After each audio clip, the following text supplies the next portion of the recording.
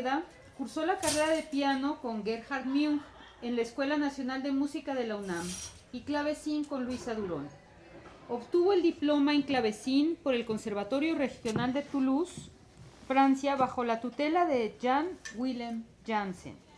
Asistió a los cursos de interpretación y bajo cifrado de Lucero Enríquez y Enrique Aracil. En Europa tomó clases magistrales con Kenneth Gilbert, Colin Tilney y Jacques Ogg. Es una de las fundadoras del dúo Bellum Musicum, del trío Telemann, del trío Bach, de la Metamorfosis, del cuarteto Música del Tiempo y de la Camerata Mexicana. Ha participado como clavecinista invitada en las orquestas de cámara de la Ciudad de México, Euterpe, Sinfónica Nacional, la Sinfónica de Minería, de Aguascalientes y la Filarmónica de la UNAM. Su repertorio abarca el periodo barroco, la época virreinal y la música contemporánea de compositores mexicanos que presenta todos los años en México y en festivales y congresos en Estados Unidos y Europa. Entre sus grabaciones se cuenta fusiones para guitarra y clavecín y gracias al apoyo del FONCA, Águeda González 2021, Música Mexicana para Clavecín. Pertenece al grupo de concertistas de Bellas Artes. Previo a que le demos un aplauso de bienvenida, quisiera pedirles que por favor apaguen sus celulares o pónganlos en modo de vibrato para que no distraiga la sutil música del clavecín. Pues bienvenida, maestra Águeda González. Quisiera que le diéramos un fuerte aplauso de bienvenida.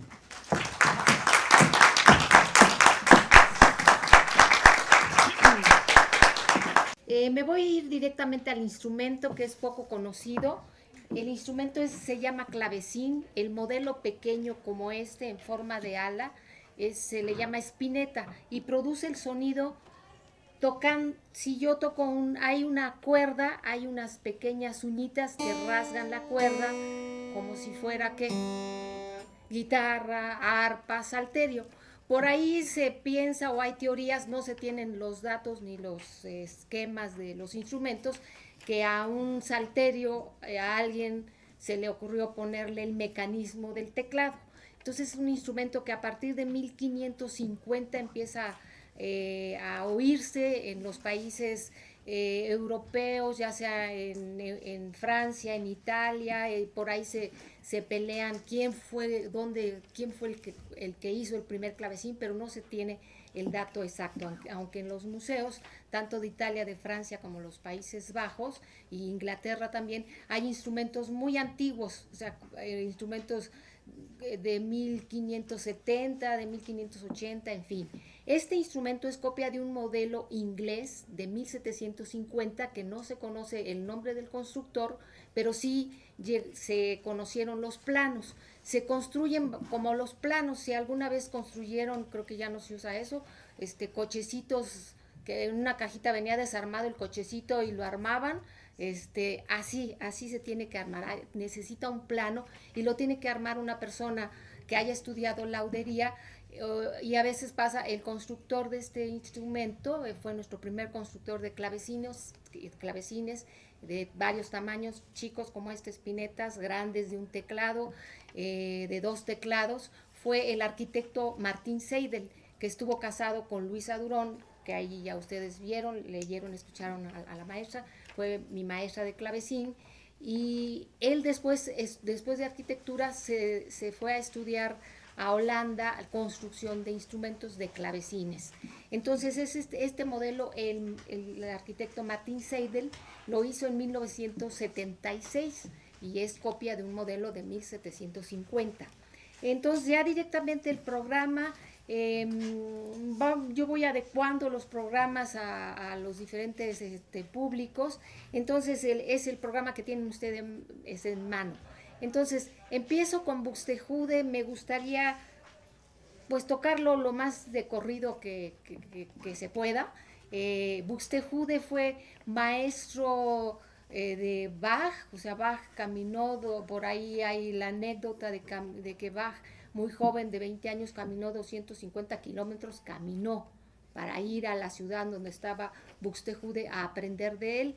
y ahí se quedó 3 meses aprendiendo en esa época. O sea, Bach nació en 1685, en 1700 pues se aprendía de maestro a maestro, o sea, el maestro se aprendía haciendo, copiando música de los anteriores o justo de los del mismo, de la misma época. Por ejemplo, ahora sería un plagio. Por ejemplo, si un compositor, si alguien copia el danzón de Márquez, pues bueno, se va a la cárcel. En esa época no, así aprendían los compositores a componer.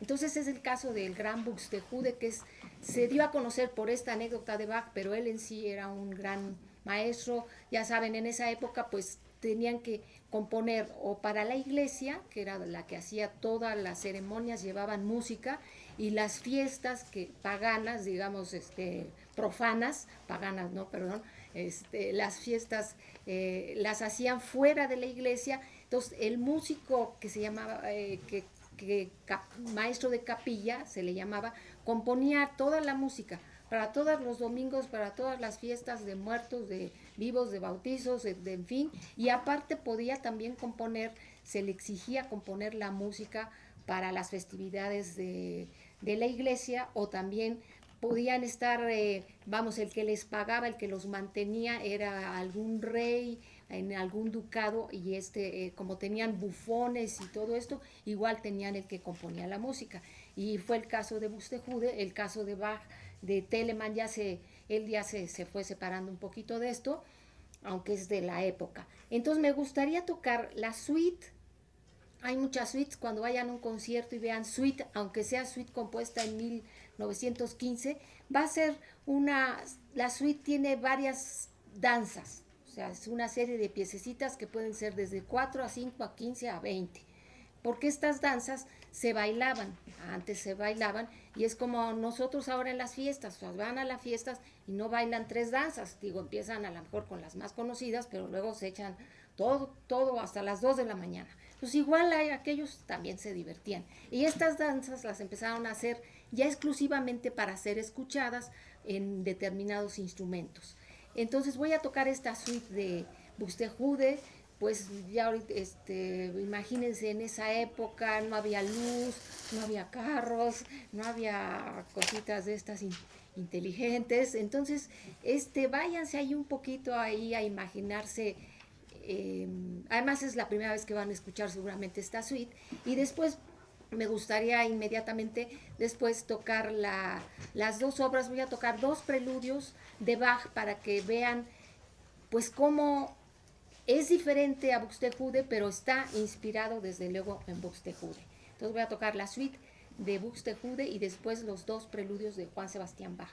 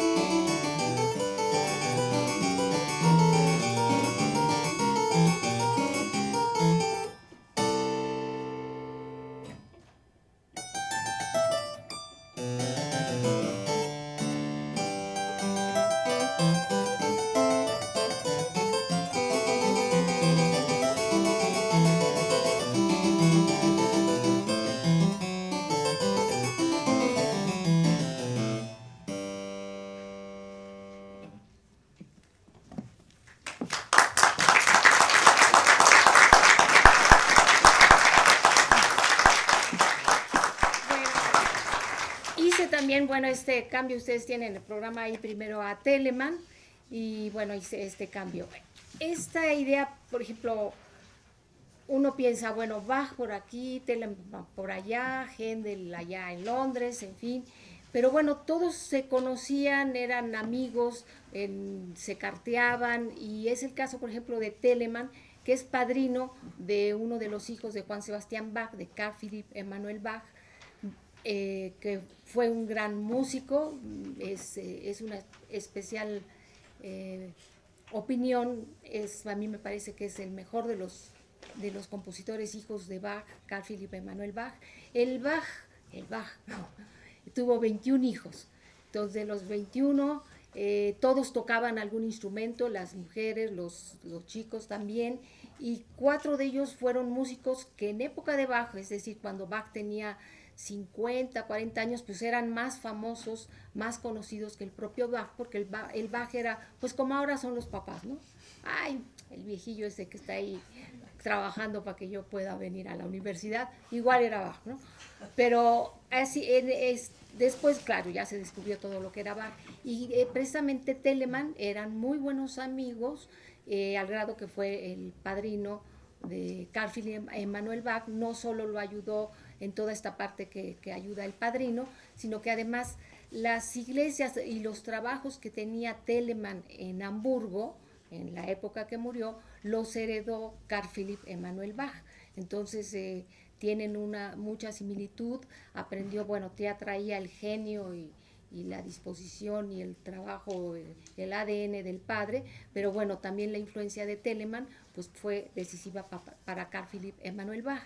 Y Telemann, como decíamos, los músicos podrían trabajar en una iglesia, hacer la música para todos los servicios de la iglesia, la música profana, o podían trabajar para un ducado, para un rey. Bach en dado momento trabajó tanto para una iglesia como para algún rey, y Telemann en época, aunque son de la edad, si ven, Telemann nació en 1681 y Bach en 1685, Telemann se fue separando un poco de esta idea y fue formando, como viajó a Italia y viajó a Francia, se empezó ahí a influenciar y a ver que se podían organizar conciertos que invitaban a los duques, a la gente de dinero, y bueno, ellos daban un capital para que se pudiera llevar a cabo el concierto. Entonces, desde estas épocas de 1600, bueno, ellos ya 1690, 1700, ya se usaba esta idea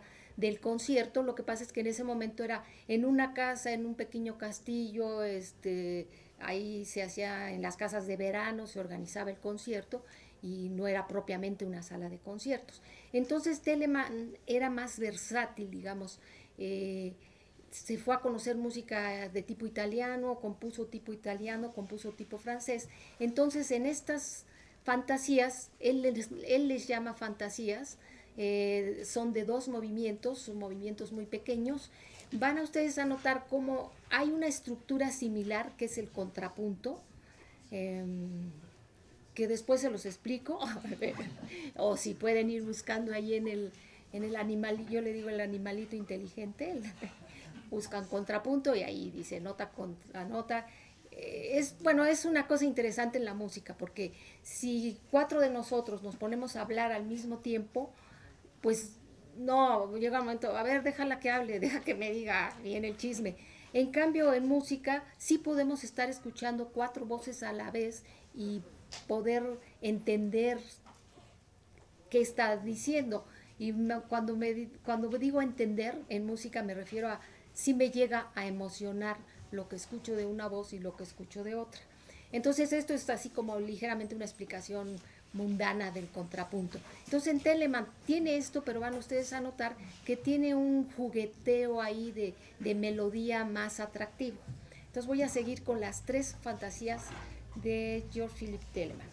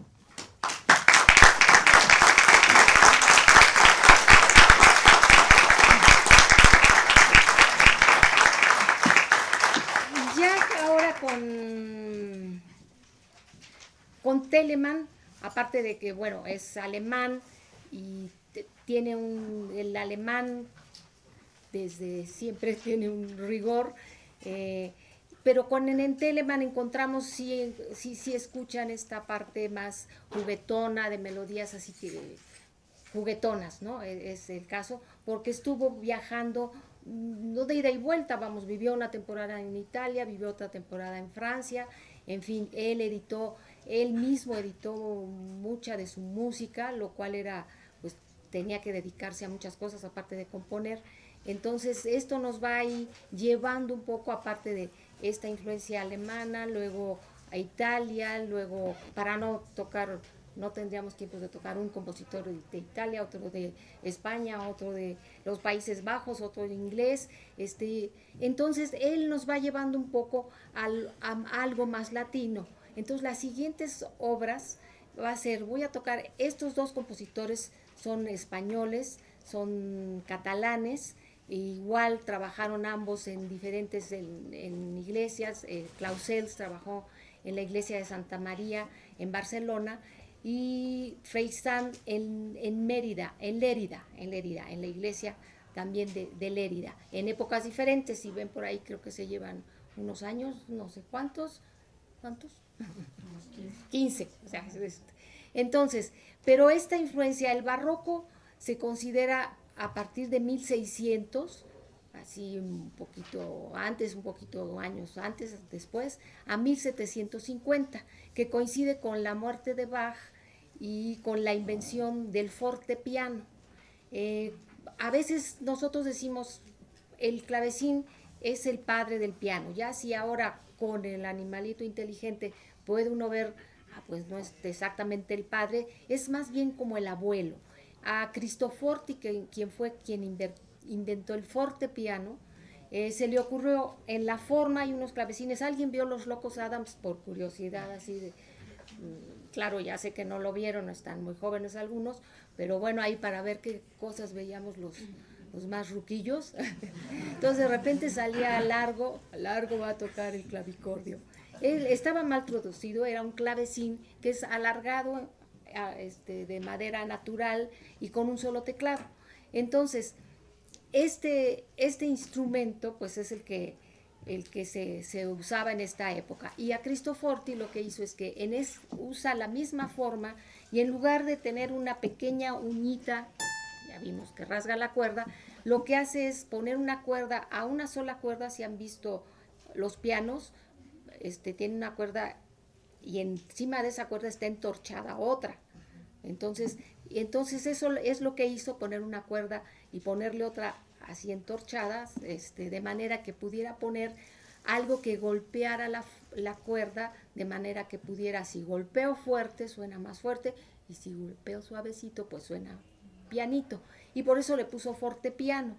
Si ven ustedes también ahí por internet fortepiano, van a decir, pues parece clavecín, o a la inversa, ¿no? Entonces, este fortepiano lo llegó a conocer Bach, y bueno, auguró que iba a ser un instrumento magnífico, ya después de que se le hicieran muchas mejoras que se le hicieron a partir de 1750, y a la vez que le fueron aumentando le hicieron mejoras, que sonara mejor, que en fin, le fueron cambiando el nombre. En lugar de decirle fortepiano, le empezaron a poner piano forte, y después ya le quitaron el forte y se le quedó el nombre de piano. Entonces digamos que el clavecín es el abuelo, el clavecín junto con el clavicordio son los abuelos del piano actual, pasando por el fortepiano. Entonces, pero en esta época de 1750, un poquito antes, a 1810 más o menos, los compositores, o sea, los chavos que entonces tenían 30 años, pues estaban, entre ellos los hijos de Bach, tratando de hacer otro tipo de música, que le decimos clásica o de escuela o colegiada, sobre todo con lo otro ya se había acabado, o sea, el contrapunto y todo lo demás de alguna forma se había agotado, y entonces empiezan a hacer esto de hacer un bajo, una melodía de abajo, como en el jazz, y una melodía arriba interesante, bonita, que se me quede. Lo vemos ya directamente realizado con Mozart. O sea, algunos pueden recordar muy bien alguna melodía de Mozart, porque ya es esta época en que se le llama galante, porque empieza a haber una música que me siga, que esa melodía yo la pueda identificar fácilmente. Entonces, estos dos compositores que vamos a escuchar, que igual voy a tocar una sonata de Clausels y dos sonatas de Freisan, van ustedes a notar, aparte de estas melodías y un bajo, hay algo que hace la izquierda que tiene una continuidad, no hay que ponerle mucha atención, pero en cambio la melodía sí nos lleva y nos trae a diferentes emociones. Entonces, van a notar en estos compositores ya unas melodías, pues desde luego españoladas. Entonces sigo con estas tres sonatas, una de Clausels y dos de Freisan.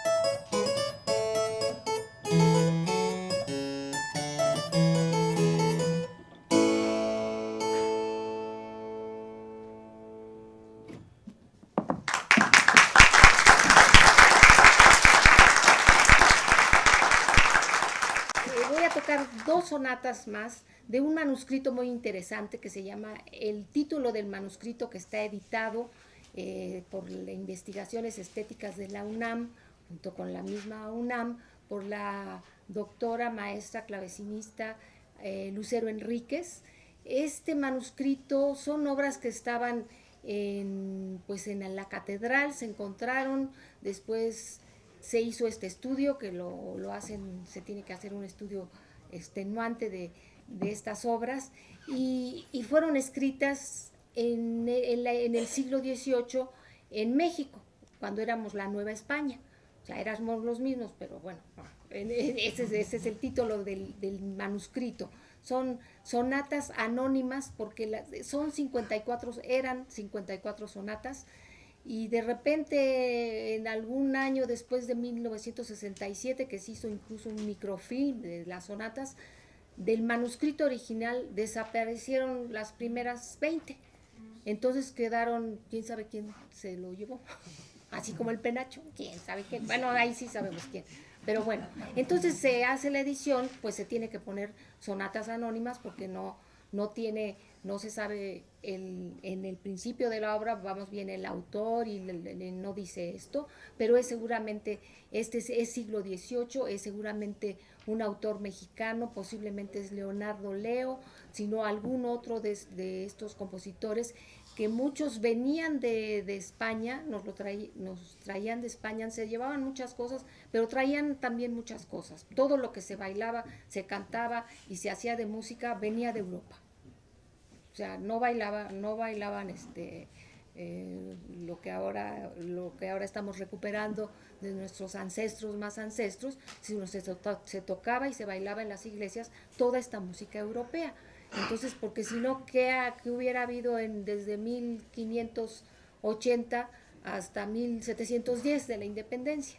Entonces, estas sonatitas que van a ustedes a escuchar son 2, igual pequeñas, de un solo movimiento.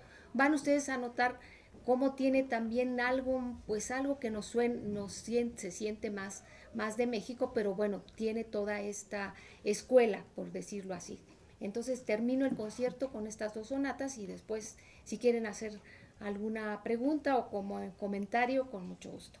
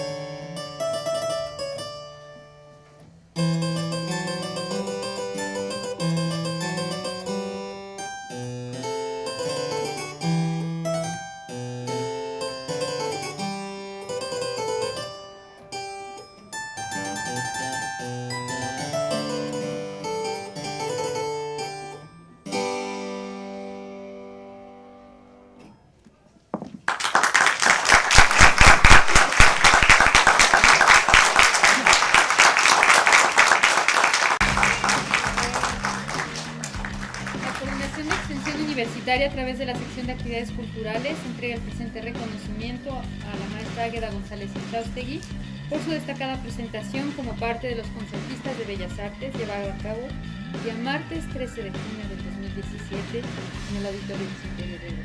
Es un honor tenerla aquí. Gracias. Muchísimas gracias.